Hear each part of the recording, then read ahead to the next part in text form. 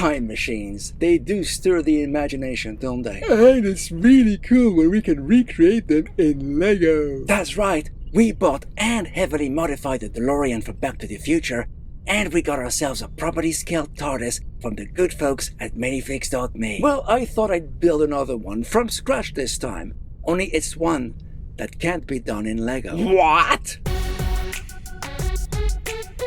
What are you on about? It can't be done in Lego. What are we going to be working with? Papier-mâché? Yarn? Okay, yeah, I wasn't exactly clear with that announcement. Well, bit clickbaity if you ask me. Fair, but no, we'll still be using regular interlocking pieces as we've always done, but there's just going to be a difference which we'll figure out by the time we complete the build. This better not be a bait and switch. It'll be illuminating, McCluck, I assure you. Oh, so what are we building this time? How about the Time Machine from the wackiest surprise hit of the 80s? Bill and Ted's Excellent Adventure. Excellent! Another phone box? An American phone booth this time, and yes, it's super obvious they drew their inspiration from a rather famous British sci-fi TV series. Except that one ain't bigger on the inside. And since it's highly unlikely Lego will ever make a set based on that franchise, I thought I'd go ahead and make it myself. Cool idea, Cap. So what are we waiting for? Let's get building. Okay, let's start with a 4x4 plate. Exactly like the TARDIS. Actually, GG, the TARDIS is on a 5x5 base, so this phone booth would be slightly smaller, although by the end of the build, you'll see that they will be pretty much identical volume-wise. Okay, next we'll be adding a 2x2 modified tile with 2 studs on top at the center of that large plate, followed by 2x2 inverted brackets on 3 sides. Oh, why only 3? Because we'll need one side for the door. Of course. We'll use the bottom part of those brackets to attach 1x4 tiles to them, and then we're ready to build up. Ha! Not wasting any time with this one. It's a phone booth made almost entirely of glass, McCluck, so yeah, we get right on with the skeletal structure.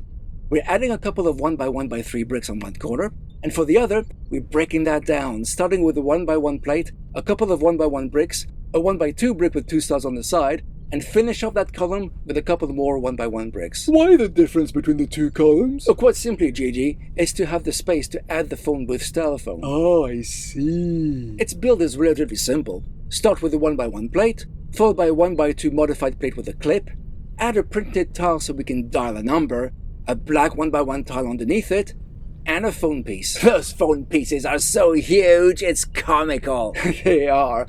But those are the parts Lego makes, so those are the ones we use. Well, I thought you said you couldn't make this model in Lego. I'm getting to that. So, it is Lego then? Well, up to now, most definitely. Okay, let's carry on. Time to add the frame for the door and the glass panel for the door itself. Don't these phone booths have concertina doors? They do, but such a part doesn't exist, so we make do with a single door. At least there's a door, which is something the Minifix.me TARDIS lacks. Exactly. It's an acceptable compromise if you ask me. With the columns and the door frame built, it allows us to add a 4x4 plate on top for the ceiling, and under that, a 2x2 round plate with a rounded bottom to replicate the light source. Nice touch. Especially since no one will see it in real life. We'll know it's there, McCluck, and that's the important thing. Okay, now to finish off the top. Let's add a 1x1 tile on each corner, a 2x2 jumper plate in the middle, a 1x2 bracket just above the door, and 2x2 brackets for the other sides.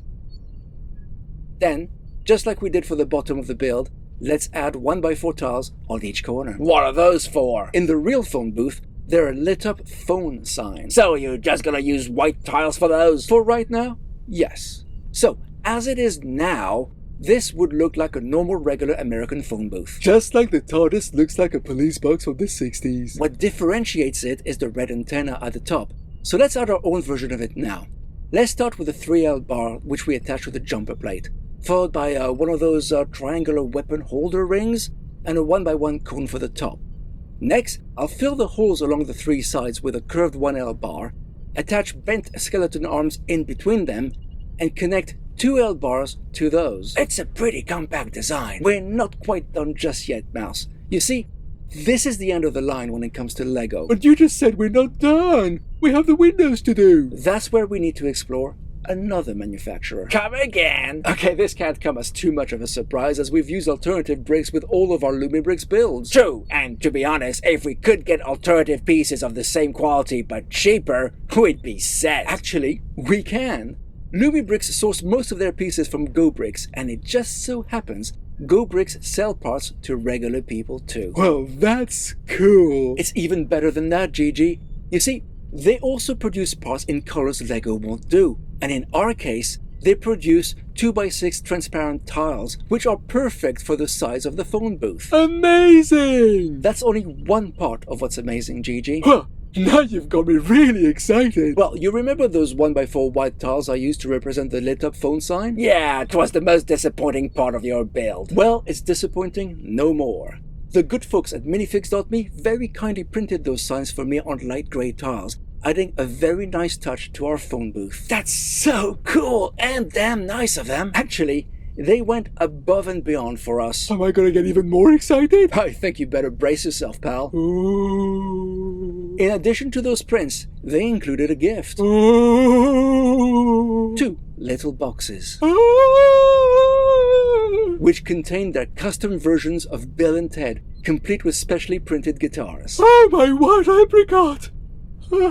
So without further ado, here is Bill S. Preston, Esquire, sporting his distinctive purple shirt, and if you look closely, even his shoes are printed. How cool is that, eh, Gigi? Gigi? And here's Ted Theodore Logan with his classic black vest and white shirt. They really are the perfect addition to our model. How could we travel back in time in a phone booth without them? And here they are, by their phone booth, next to the TARDIS and DeLorean. Well, isn't so much time-traveling shenanigans in one place gonna impact the space-time continuum? Don't worry, Gigi, I'm sure they've got it handled. So, what do you think of our Bill and Ted phone booth? Do let us know what you think in the comments, and if you like what we do, And how we do it, And you feel you'd like to help us out? please hit the join button and become a channel member. or consider joining our Patreon instead. We'll leave a link to it down in the description. Thanks for watching, and we'll see you again next time.